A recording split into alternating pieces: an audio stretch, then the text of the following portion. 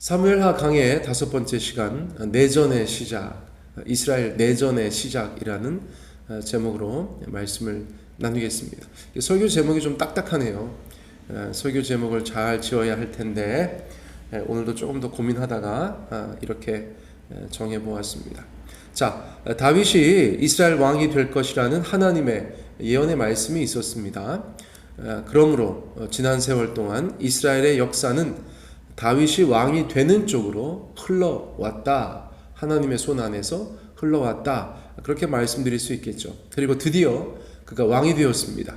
하지만 이스라엘 전체의 왕은 아니었습니다. 유다 지파를 다스리는 유다 족속의 왕이 된 것입니다.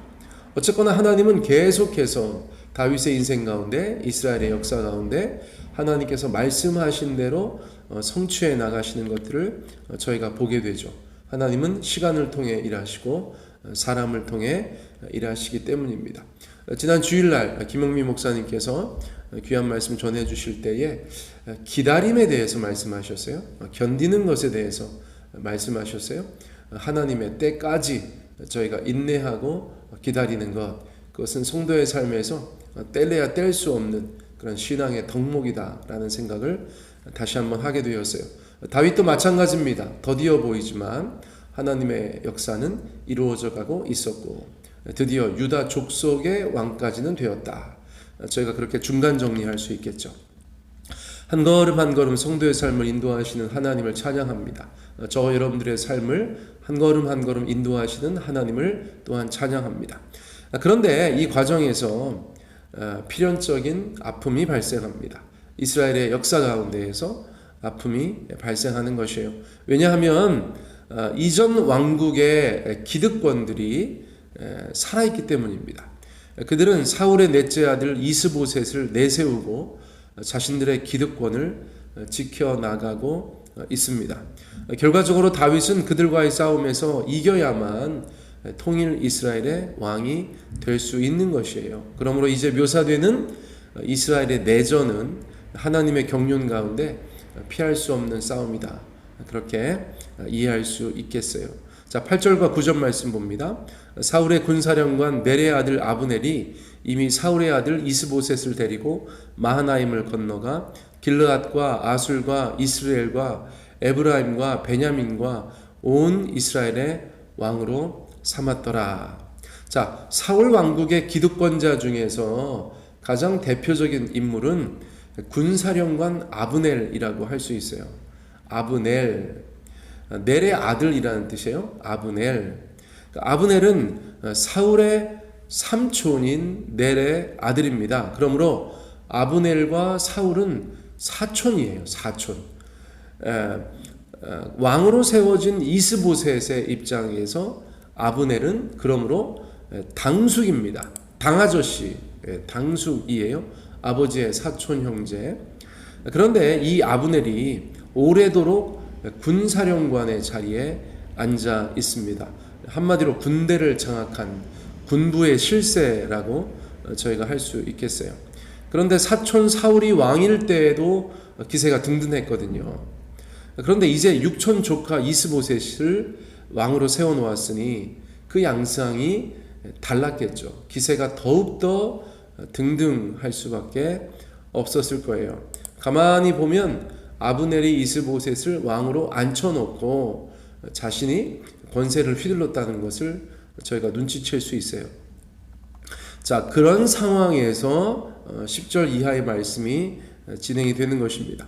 사울의 아들 이스보셋이 이스라엘의 왕이 될 때에 나이가 40세이며 2해 동안 왕위에 있으니라. 유다 족속은 다윗을 따르니 다윗이 헤브론에서 유다 족속의 왕이 된 날수는 7년 6개월이었더라. 그러니까 이스보셋은 아버지와 형들이 죽고 전쟁 뒤처리를 하느라고 몇 년을 보낸 것 같습니다. 저의 짐작이 아니고 성경에 그런 힌트들이 있어요. 자, 그리고 나서 다윗이 왕이 되어 있으니까 아브넬이 이스보셋을 일종의 허수아비로 세워놓은 것 같아요. 이것이 이스보셋이 이스라엘의 왕좌에 2년밖에 앉아있지 못했던 이유가 되는 것입니다. 반면 다윗은 바벨론에서 귀환하자마자 유다에서 바로 유다 족속의 왕으로 추대되었잖아요. 그래서 다윗은 유다 족속의 왕으로 7년 6개월을 보냈다는 것이죠. 그러니까 한 5년 정도 이스보셋은 왕으로 세워지지 못하고 그렇게 이런저런 전쟁 뒤처리를 하다가 훗날에 왕이 되었다는 것을 저희가 알게 되는 것이에요. 아무튼 북쪽과 남쪽의 대결 구도가 형성된 이후에 이들은 피할 수 없는 내전에 휘말리게 됩니다. 자, 그 내전은 이렇게 진행이 되어져 가요. 12절 13절 넬의 아들 아브넬과 사울의 아들 이스보셋의 신복들은 마하나임에서 나와 기브온에 이르고 스루야의 아들 요압과 다윗의 신복들도 나와 기브온 못가에서 그들을 만나 함께 앉으니 이는 못 이쪽이요 그는 못 저쪽이라. 성경에 기록된 첫 번째 충돌은 기브온 못가에서 벌어진 전투로 나타납니다. 여기에서 못이라고 하였지만 연못 정도가 아니고 저수지 같은 것입니다. 이스라엘은 물이 귀한 땅이었기 때문에 저수지는 무척이나 중요한 국가시설물이었다고 할 수 있어요. 그러므로 그 중요한 저수지를 놓고 이스보셋의 군대와 다윗의 군대가 충돌하였다고 볼 수 있어요. 물의 전쟁, 그렇죠? 12절에서는 아브넬과 이스보셋의 신복들이 기브온에 이르렀다 그렇게 말하고 있고 13절에서는 다윗의 군대 장관 요압이 등장하죠. 요압과 다윗의 신복들도 기브온에 이르렀다 이렇게 말하고 있어요. 이게 그저 몇 사람이 겨루러 나온 것이 아니고 군대 장관들이 인솔하는 군대가 서로 대치하고 있는 상황이라는 것을 저희가 알게 돼요. 그런데 14절 말씀 보니까 전쟁을 이상하게 합니다. 자, 14절 아브넬이 요압에게 이르되 원하건대 청년들에게 일어나서 우리 앞에서 겨루게 하자. 요압이 이르되 일어나게 하자 하매. 고대의 전투에서는 이런 일이 있었던 것 같습니다. 예를 들어서 다윗과 골리앗의 싸움을 저희가 생각해 보아도 그렇죠. 골리앗이 이스라엘 군대를 향하여서 자신과 1대1로 싸울 사람이 있느냐 계속 그거 가지고 난리를 쳤던 거 아니겠어요? 결국 다윗이 나아가게 됐죠. 그리고 1대1로 대결합니다. 하나님의 은혜 가운데 도우심 가운데 다윗이 승리하자 전면전이 시작되었는데 어쨌거나 다윗이 이기고 시작하니까 이스라엘이 파죽지세로 블레셋 군대를 이겼던 거 아니겠어요? 그와 유사한 일이 여기에서 일어나고 있는 것 같아요.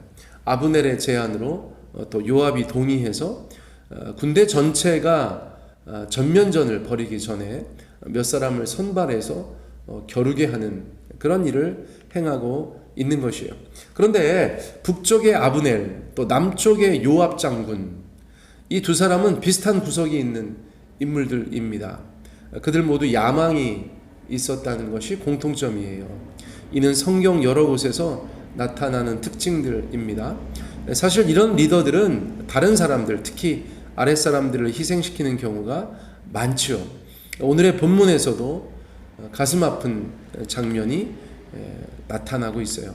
자, 15절 16절 그들이 일어나 그 수대로 나아가니 베냐민과 사울의 아들 이스보셋의 편에 12명이요 다윗의 신복 중에 12명이라 각기 상대방의 머리를 잡고 칼로 상대방의 옆구리를 찌르매 일제히 쓰러진지라. 그러므로 그곳을 헬갓 핫수림이라 일컬었으며 기브온에 있더라.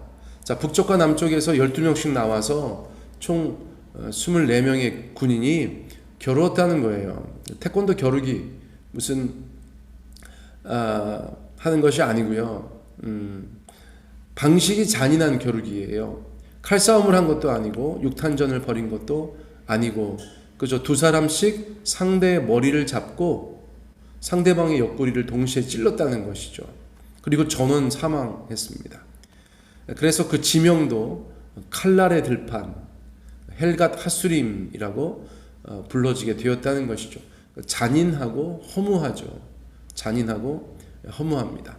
아무리 전쟁터라고 해도 아브넬과 요압은 자신들의 젊은 군사들을 그렇게 소비합니다. 소모합니다. 인간을 그런 식으로 대해요. 어느 공동체나 조직이나 나라나 민족이나 지도자의 복이 있어야 하는 이유가 바로 그런 것이죠. 전쟁도 끔찍하고 아브넬이나 요압 같은 지도자도 끔찍하다. 그렇게 말씀드릴 수 있겠어요. 더욱이 이 전쟁은 형제 간의 내전입니다. 그렇죠? 북쪽과 남쪽. 그러나 그들은 이스라엘입니다. 그들이 내전을 벌이고 있기 때문에 더욱더 처참한 것이죠. 한국 전쟁을 내전이라고 표현하지는 않습니다만 아무튼 동족 상잔의 비극, 내전과도 같은 그런 모양새를 띠고 있죠.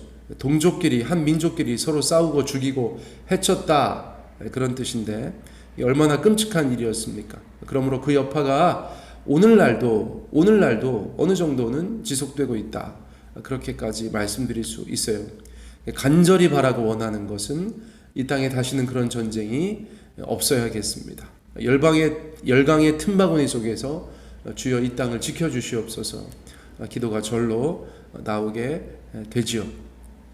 자, 17절 말씀입니다. 그날의 싸움이 심히 맹렬하니 아브넬과 이스라엘 사람들이 다윗의 신복들 앞에서 패하니라. 자, 이날의 전투는 심히 맹렬하였다고 하였어요. 12명씩 이스라엘 지파의 숫자겠죠. 내가 이스라엘이다, 내가 이스라엘이다, 이런 싸움이었다고도 보여져요. 그들이 죽고 나서 이제 부대 간의 전면적인 전투가 벌어져서 아주 맹렬했다는 것이죠. 이때까지는 사울의 군대와 다윗의 군대가 아주 용호상박, 그렇게 서로 대등한 싸움이 되었던 것 같아요. 그런데 시간이 조금 지나니까 결국은 다윗의 군대가 승리하였다. 아주 첨예하게 대립하였는데 결국은 다윗의 군대가 승리하였다. 자, 이 사건은 북쪽 이스라엘과 남쪽 유다의 내전이 어떻게 흘러갈지를 보여주는 상징적인 사건이라고 생각되어져요. 처음에는 그들이 아주 근소한 차로 힘을 겨루었으나 시간이 흐르면 흐를수록 다윗이 이기게 된다, 그런 암시적인 사건, 복선과도 같은 사건이다라고 저희가 이해할 수 있겠어요. 자, 성경을 보다 보면 저희가 오늘 당장 우리의 삶 가운데 적용할 것들을 찾기 어려운 본문들도 당연히 있습니다. 그러나 그 말씀들을 통해서 하나님께서 우리 가운데 주시는 교훈과 여러 가지 하나님의 마음들을 저희가 묵상하는 것, 또 그것을 우리의 삶의 양식으로 삼는 것도 대단히 중요하다고 생각합니다. 자, 오늘 내전의 시작이라는 설교는 이것으로 마치겠습니다.